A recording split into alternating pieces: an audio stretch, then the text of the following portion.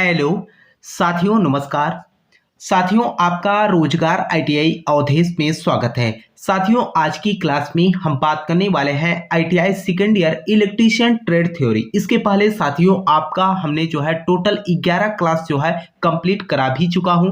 तो जो भी साथी ऐसे हैं जो पिछली क्लास को न देख पाए हों तो आप जो है चैनल के प्लेलिस्ट में जाकर वहां से क्लास देख लीजिए। यहाँ पर साथियों आपको हम जो है नीवी पैटर्न पे आधारित जो आप लोगों का प्रश्न है उसे पूरा मैं आपको यहाँ पर हल करा रहा हूँ। और मैंने आप लोगों से बोला भी था कि आप लोगों का जो सीबीटी परीक्षा होगा मेरे भाई, यहीं से जो है आपके सीधे प्रश्न पूछे जाते हैं। तो आइए साथियों क्लास को स्टार्ट करते हैं। और क्लास को स्टार्ट करने से पहले आप लोगों से एक छोटा सा निवेदन रहेगा कि जो भी साथी चैनल पे पहली बार हो चैनल को सब्सक्राइब कर लीजिएगा और अपने मित्र के पास भी जो है क्लास को शेयर कर देना, ताकि वे भी जो है क्लास से जुड़कर अपनी पढ़ाई कर सके।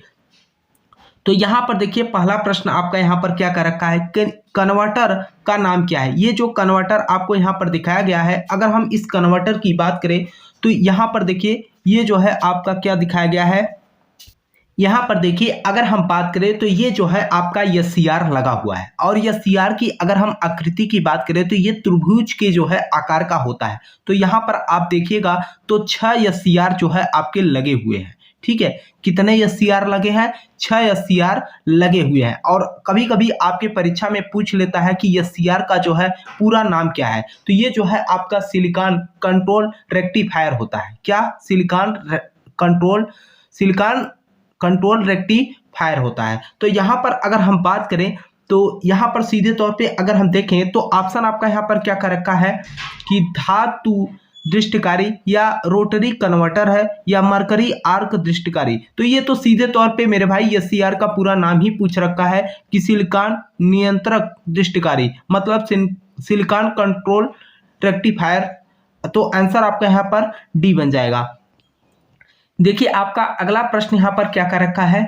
अगला प्रश्न आपसे कर रखा है कि कन्वर्टर का नाम क्या है। जो कन्वर्टर ये दिखाया गया है आपको यहाँ पर, तो इसका नाम क्या है। अगर हम नाम की बात करें तो ये जो है आपका क्या दिखाया गया है, कम्यूनिटेटर दिखाया गया है। ठीक है, अगर हम कम्यूटेटर की बात करें मेरे भाई तो आपको भी पता है कि ये क्या करता है, एसी को डीसी में भी बदल देता है और डीसी को एसी में बदल देता है। ठीक है, कहने का मतलब जो है अगर हम रेक्टिफायर जो आपका कार्य करता है वही आपका जो है इन्वर्टर भी कार्य करता है। कहने का मतलब रेक्टिफायर जो है आपका एसी डीसी और डीसी से एसी। तो यहाँ पर अगर हम बात करें सीधे तौर पे कन्वर्ट कर देता है। तो ये ऑप्शन आपका यहाँ पर क्या कर रखा है।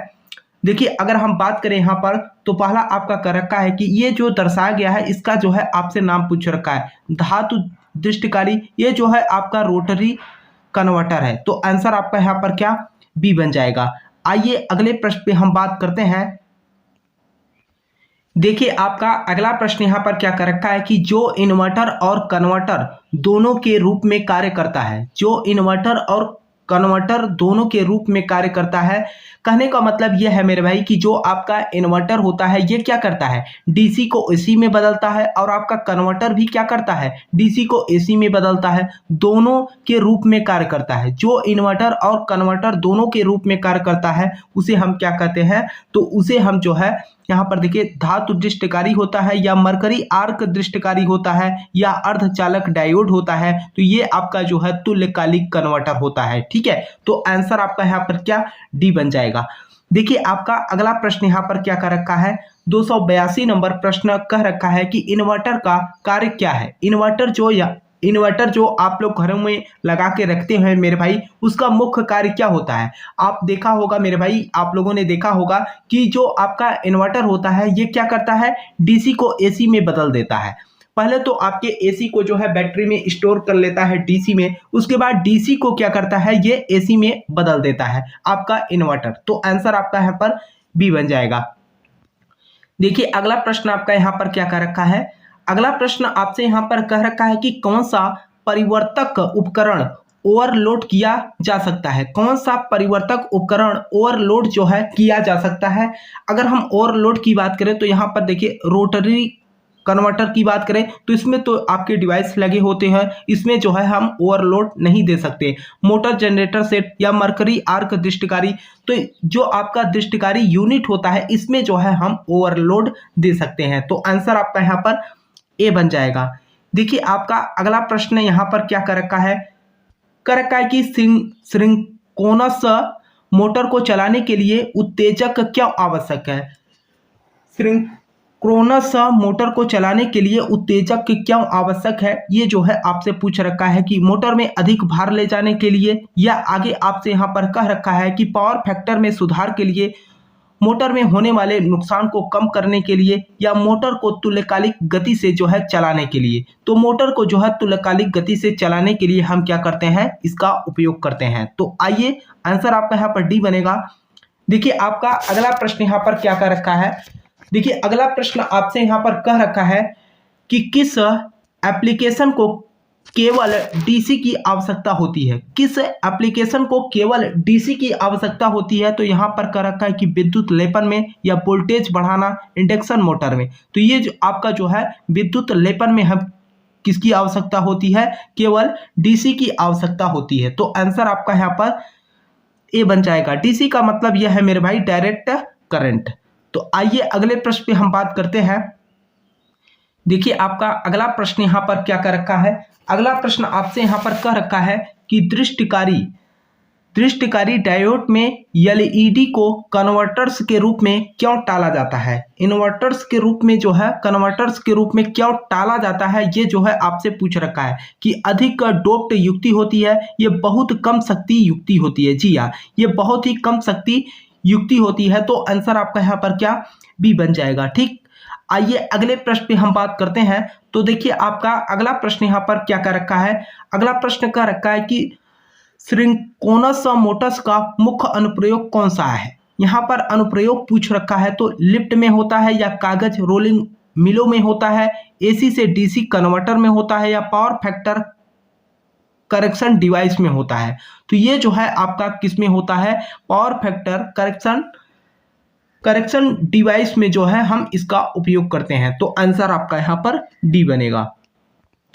देखिए आपका अगला प्रश्न यहाँ पर क्या कर रखा है कि मोटर जनरेटर सेट का लाभ क्या है। मोटर जनरेटर सेट का लाभ क्या है, ये जो है आपसे पूछ रखा है। तो यहाँ पर अगर हम बात करें, देखिए नीमी ने कहा है कि शोरहीन, ठीक है, मोटर जनरेटर सेट का लाभ क्या होता है, तो ये जो है शोरहीन होता है। अगर हम बात करें तो यहाँ पर उच्च दक्षता का होता है, कम रखरखाव की आवश्यकता होती है, डीसी आउटपुट वोल्टेज को आसानी से नियंत्रित किया जाता है। तो आपको हम बता दें, पहले भी मैंने आप लोगों को बताया था कि नीमी ने जो है कुछ प्रश्नों को गलत माना है ना। तो यहाँ पर जो है उन्होंने प्रश्न तो सही दिया है, लेकिन उनका उत्तर जो है वह गलत है। तो आप लोग अगर सीबीटी परीक्षा दे रहे हैं तो आपको आंसर यहाँ पर डी करके आना है, न कि ए करके आना है। ठीक, आइए अगले प्रश्न पे हम बात करते हैं। अगला प्रश्न आपका कर रखा है कि रोटरी कन्वर्टर के भाग यक्ष का कार्य क्या है। जो यक्ष का कार्य, यहाँ पर आइए पहले चित्र देखते हैं। तो ये आप देख सकते हैं, यहाँ पर जो है आपका कम्यूटेटर लगा हुआ है। ये क्या करता है, ईसी को जो है पूछ रखा है, ये एसी को जो है डीसी में क्या करता है, परिवर्तित करता है। तो आंसर आपका यहाँ पर ए बन जाएगा। देखिए आपका अगला प्रश्न यहाँ पर क्या कर रखा है, अगला प्रश्न आपसे कर रखा है कि शुरू में एक तुल्यकालिक मोटर में टेम्पर्ड बाइंडिंग का उद्देश्य क्या होता है। शुरू में एक तुल्यकालिक मोटर में टेम्पर बाइंडिंग का जो है मेन उद्देश्य क्या होता है। अगर हम टेम्पर बाइंडिंग के उद्देश्य की बात करें तो यहाँ पर देखिए पहला रखा है कि रोटेशन शुरू करने के लिए उच्च वोल्टेज उत्पादन करे, या मोटर को घुमाने के लिए उच्च धारा उत्पादन करे, टॉर्क पैदा करे, या तुल्यकालिक गति जो है पास चलता है। तो यहाँ पर आगे अगर हम देखें तो यहाँ पर कह रखा है कि एक नियत गति बनाए रखने के लिए एक उच्च चुंबकीय क्षेत्र का निर्माण करें। तो इसमें जो है हम क्या हो जाएगा, एक नियत गति बनाए रखने के लिए एक उच्च चुंबकीय क्षेत्र का हम निर्माण करेंगे। तो आंसर आपका यहाँ पर डी बनेगा। आइए अगले प्रश्न में हम बात करते हैं। तो अगला प्रश्न आपका कह रखा है कि सिंक्रोनस मोटर और सिंक्रोनस गति से क्यों नहीं चलती। तो ये जो है आपका किस लिए नहीं चलता, ये जो है अपर्याप्त उत्तेजना को जो है यहाँ पर दर्शाता है। तो आंसर आपका यहाँ पर ए बन जाएगा। देखिए आपका अगला प्रश्न यहाँ पर क्या कर रखा है कि सिंक्रोनस मोटर को कंडीशनर के रूप में कैसे उपयोग किया जाता है। कंडीशनर के रूप में हम कैसे उपयोग करेंगे, ये जो है आपसे यहाँ पर पूछ रखा है। अगर हम कंडीशनर के रूप में अगर हम बात करें तो ये जो है आपका क्या होता है, मोटर लोड में बदलाव होता है या रोटर जो है उत्तेजना में जो है बदलाव होता है। तो रोटर उत्तेजना में हम क्या यहाँ पर बदलाव होता है, तो आंसर आपका यहाँ पर बी बन जाएगा। देखिए आपका अगला प्रश्न यहाँ पर क्या कर रखा है कि तुल्यकालिक मोटर में टेम्पर बॉन्डिंग्स का क्या कार्य है। तुल्यकालिक मोटर में टेम्पर बॉन्डिंग का क्या कार्य होता है, ये जो है आपसे पूछ रखा है कि पावर फैक्टर बनाए रखता है या फील्ड बॉन्डिंग को उत्तेजित करे। अगला आपसे कह रखा है कि नियत गति बनाए रखता है या जो है सिंक्रोनस मोटर शुरू करे। तो ये जो है अगर हम बात करें तो यहाँ पर आपका आंसर जो है डी बन जाएगा। देखिए आपका अगला प्रश्न यहाँ पर क्या कर रखा है, कर रखा है कि कौन से कन्वर्टर में उच्च दक्षता होती है। कौन सी कन्वर्टर में उच्च दक्षता होती है, तो ये जो आपका दक्षता होता है अगर हम बात करें एससीआर कन्वर्टर में या रोटरी कन्वर्टर में, मोटर जनरेटर सेट में या मरकरी आर्क दृष्टिकारी में, तो आपके एससीआर कन्वर्टर में होता है। तो आंसर आपका यहाँ पर ए बन जाएगा, उच्च दक्षता का होता है। तो देखिए अगला प्रश्न आपका यहाँ पर क्या कर रखा है, कर रखा है कि कैसे तुल्यकालिक मोटर पावर फैक्टर सुधारक के रूप में काम करता है। कैसे तुल्यकालिक मोटर पावर फैक्टर सुधारक के रूप में काम करता है। सुधारक के रूप में जो है लाइन वोल्टेज में बदलाव होता है या फील्ड उत्तेजना में जो है बदलाव होता है। तो ये जो है आपके फील्ड उत्तेजना में जो है बदलाव होता है। ठीक है, तो ये रहा साथियों आज की क्लास, और मुझे उम्मीद है कि आपको जो है क्लास समझ में आई होगी। अगर आपको किसी भी प्रश्न को लेकर कहीं पर कोई डाउट हो, आपको मैंने पहले भी बताया था मेरे भाई, 2-4 प्रश्न आपके ऐसे हैं जो निमी ने जो है आपके उत्तरमाला में गलत दिया है। कई सारे स्टूडेंट जो है हमारे पास कमेंट भी किए थे, मैसेज भी किए थे कि सर ये उत्तर जो है निमी ने इसको ये माना है। तो आपको मैंने बताया भी है मेरे भाई क्लास में कि आप लोग जो है उत्तर को देखकर परेशान ना हुई, क्योंकि जो नियम के तहत होना चाहिए वही आपका आंसर होगा। बाकी आप जो है निमी ने, अगर हम निमी की ही आप बात करेंगे तो निमी ने कुछ प्रश्नों को भी गलत छापा है। ठीक है, तो हम जो है निमी क्या यहाँ पर जो है प्रश्न कर रहे हैं तो उसको जो है सही ढंग से आपको करना होगा। ऐसा नहीं है कि जो वहां पर उत्तर दे दिया गया है सीधा का सीधा आप उसे रट लीजिए। ठीक, तो मुझे उम्मीद है साथियों कि आपको जो है क्लास समझ में आई होगी।